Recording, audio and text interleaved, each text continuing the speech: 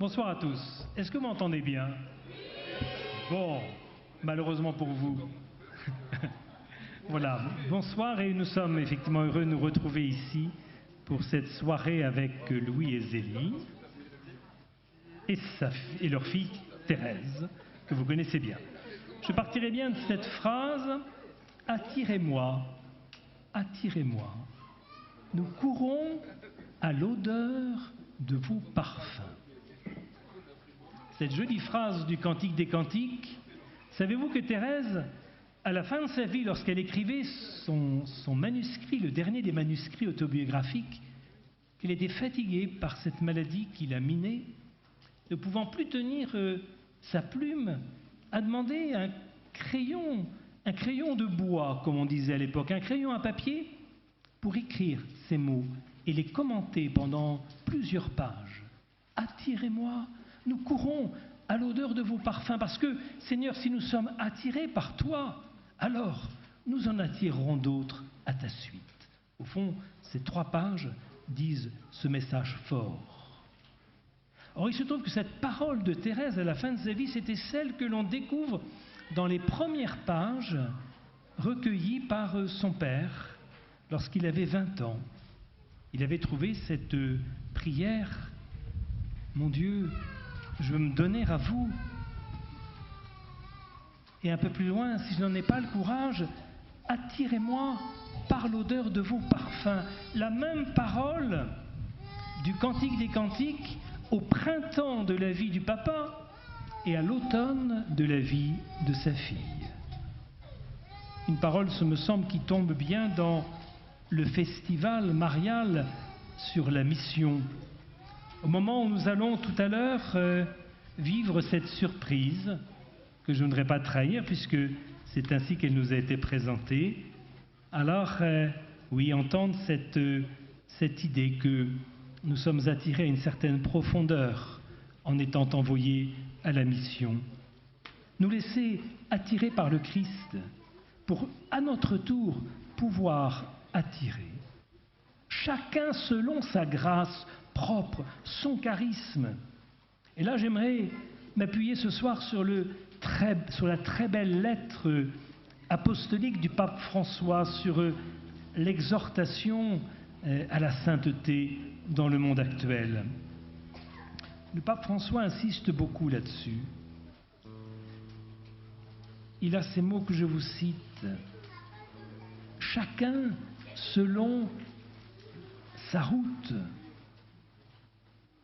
Vouloir copier tel type de sainteté pourrait nous éloigner de la route unique et spécifique que le Seigneur veut pour nous.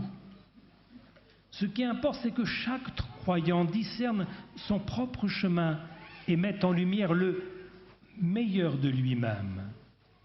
Ce que le Seigneur a déposé de vraiment personnel en lui et qu'il ne s'épuise pas en cherchant à imiter quelque chose qui n'a pas été pensé pour lui. » Et le pape, alors, dans cette même paragraphe, souligne en particulier le génie féminin, c'est-à-dire ce style féminin de sainteté indispensable pour refléter la sainteté de Dieu en ce monde. Il cite alors de belles figures féminines de sainteté, parmi lesquelles figure Thérèse, mais il dit aussi, il y a aussi toutes ces femmes inconnues, oubliées, qui chacune à sa manière a soutenu et transformé des familles, des communautés par la puissance de son témoignage. Voilà, parvenir les uns et les autres à trouver ce chemin propre par lequel le Seigneur nous appelle à nous laisser attirer par les parfums de sa présence. Et alors il conclut en disant ceci: « Es-tu une consacrée ou un consacré? Sois saint en vivant avec joie ton engagement. Es-tu marié? Sois saint en aimant et en prenant soin de ton époux, de ton épouse. comme le Christ le fait avec l'Église. Es-tu consacré? Es-tu marié? Nous retrouvons là les deux profils, celui de Thérèse, se donnant dans cette vie au Carmel, et celui de ses parents, découvrant petit à petit sur la voie du mariage ce chemin de sainteté qui était le leur.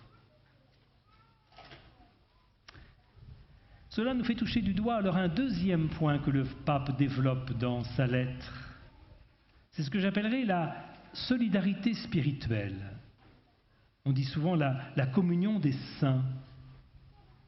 Et alors il cite cette parole très belle, à mon avis, de Sainte Thérèse Bénédicte de la Croix, disant « Certaines âmes, dont aucun livre d'histoire ne fait mention, ont eu une influence déterminante au tournant décisif de l'histoire universelle.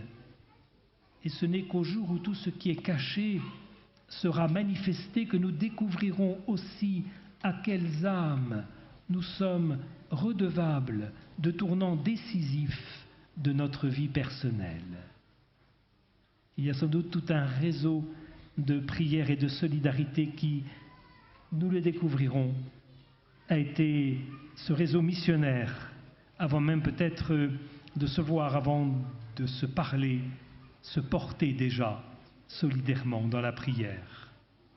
Un Pranzini, condamné à mort pour plusieurs meurtres, conduite à l'échafaud, pour lequel la jeune Thérèse Martin prie, offre quelque chose de sa vie,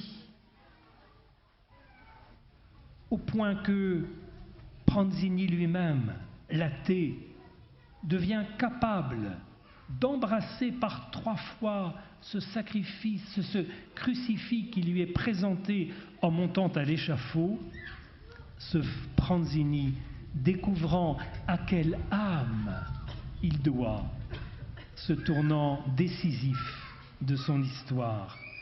C'est beau, cette solidarité spirituelle à laquelle nous sommes conviés. Et ce soir, ce temps de prière que nous allons avoir nous conduit à cette solidarité-là, de profiter de ces grâces partagées pour les recevoir et d'en profiter aussi pour les donner à d'autres que nous porterons dans notre veillée.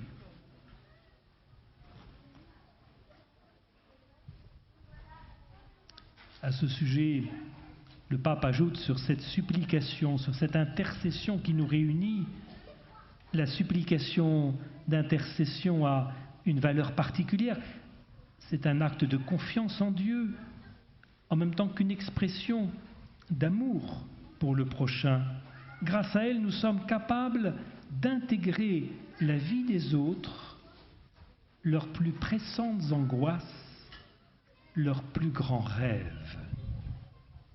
Puisse ce soir notre prière intérieure se laisser habiter par ce que nous percevons de ceux qui nous sont peut-être ce soir confiés pour être notre intercession. Cet appel à la prière conduit large, plus large peut-être que ceux auxquels nous pensons habituellement, nos plus proches. Rappelons-nous ce que le pape Paul VI disait de la mission précisément à laquelle nous sommes conviés.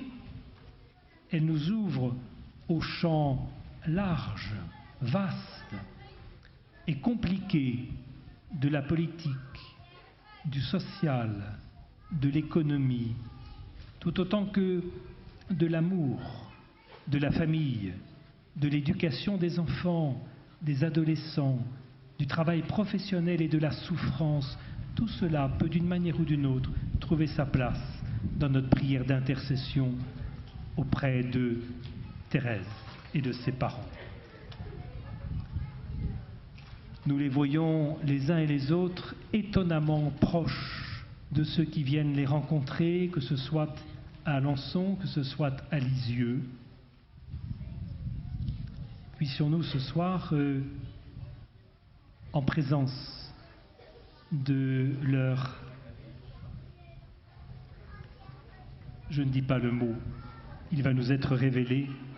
Puissions-nous ce soir découvrir le sens quand même que peut avoir cette présence à travers ce qui va nous être apporté maintenant. Le pape Benoît XVI disait que nous avons là la trace de la présence invisible mais réelle que le Seigneur peut avoir dans la vie des hommes, jusque dans les souvenirs qu'il nous reste d'eux-mêmes. Pour finir cette prière, comme autrefois, Seigneur, sur les routes de Palestine, ta seule venue, ta seule présence suscitait la foi d'hommes et de femmes au point que tu en étais toi-même le premier touché, le premier ému. Puisse, à la suite de Saint Louis et de Sainte Zélie ainsi que de Thérèse, laisser monter en nous cette confiance et cette foi que tu n'as cessé de susciter par ta venue.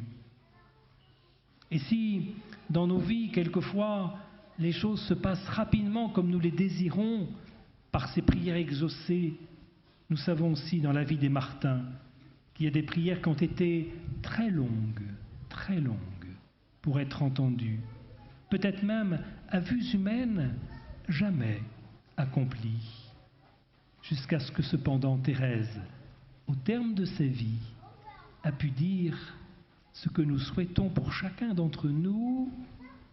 Les choses ne s'en sont peut-être pas passées comme j'avais pensé,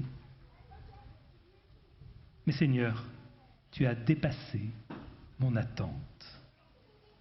C'est le mot de conclusion quand elle relit sa vie. Seigneur, tu as dépassé mon attente.